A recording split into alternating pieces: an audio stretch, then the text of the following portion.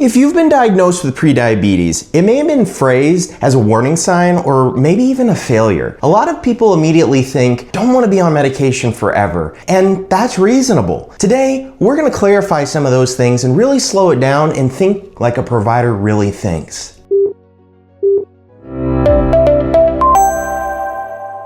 As a nurse practitioner, there are three root questions that I often get asked. 1, am I definitely going to get diabetes? 2, did I do something wrong to get here? And 3, am I gonna have to take medications? These are all reasonable and understandable, and no, this is not a failure on your part. So let's break it down.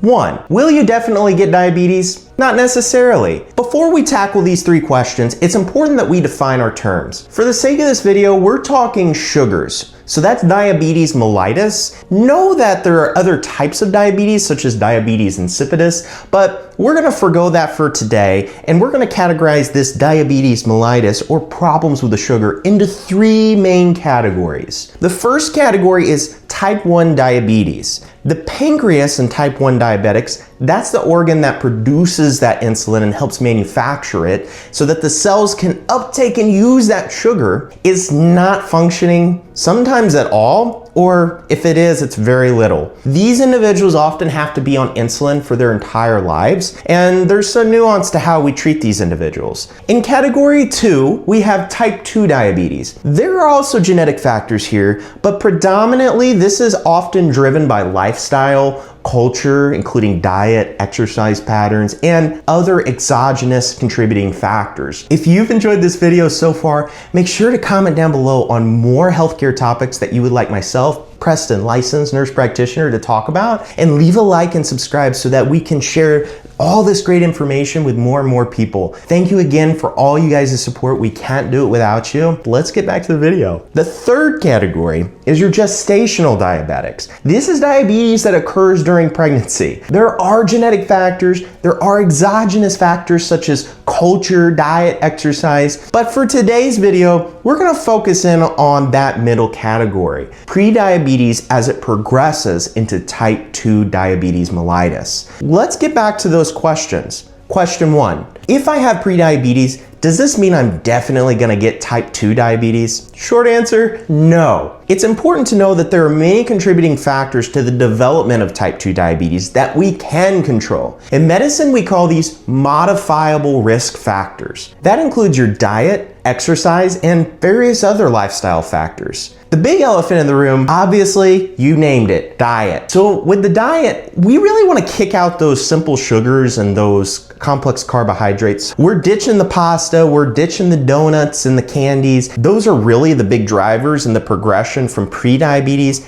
into type 2 diabetes. So generally, we try to avoid these things. Now, there are other things that we definitely need to watch out for. We need to make sure that we're being active, and this is important because we need to make sure we're burning those calories. If we do consume those sugars and those carbohydrates, we need to use it. Second question we get, did I do something wrong? The biggest thing that we screen for in primary care is a strong family history of type 2 diabetes. If your mom, dad, cousin, uncle, grandma, grandpa all had type 2 diabetes, your risk of progressing from prediabetes to type 2 diabetes is going to be elevated. So we need to be hyper vigilant in making sure that we actively manage your blood sugars and that we prevent that progression from ever happening. Third question, do I need medications? Maybe, but not necessarily. This is a very important discussion that you need to have with your primary care provider and or endocrinologist if you are a pre-diabetic, because sometimes we can manage that through lifestyle. If an individual has an elevated A1C, which you can learn all about in my previous video linked down below, or elevated fasting blood glucose, then it's important that we tackle those lifestyle factors early and quickly. That includes getting a good diet and making sure that they have a very solid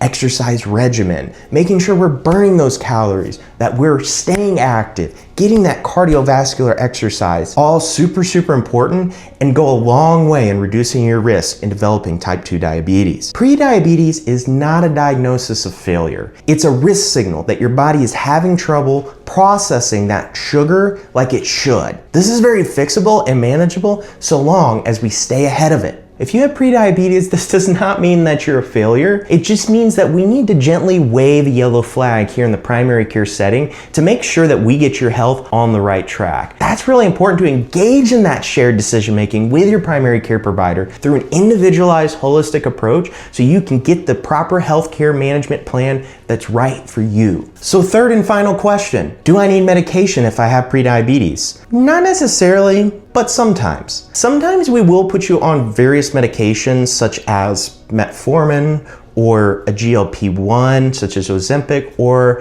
a GLP-1 GIP such as tirzepatide. These are generally my favorite medications to start with. Let me explain why. Metformin is generally considered the first line because it's very tolerable. The biggest side effect being that it can cause upset stomach and diarrhea. But outside of that, it generally manages the blood sugar pretty well, and it's very affordable for patients that may have financial determinants of health. Not all of us are breaking the bank, and we need medicine that's going to be right for our budget as well, right? So metformin is a great medication. It helps control that blood sugar very well. Make sure that you check that B12 with your primary care provider, because it can cause a decrease in that B12 over time. If I had my pick of the litter, one of my favorite drugs that I've heard referred to as the King Kong of diabetes medication by some local endocrinologists is Mounjaro. It changes the way that your body is able to metabolize blood sugar and helps you feel satiated longer so that you're eating less of those foods that may be higher calorie, higher in that sugar content, not as good for you, and helps you process and break down those sugars better. So it's an amazing drug. It's a once a week injectable, but it's important to know that it's also a very expensive one. So it's not necessarily right for everybody, and as with any medication, it has its pitfalls. Some individuals are going to be able to control that blood sugar without these medications,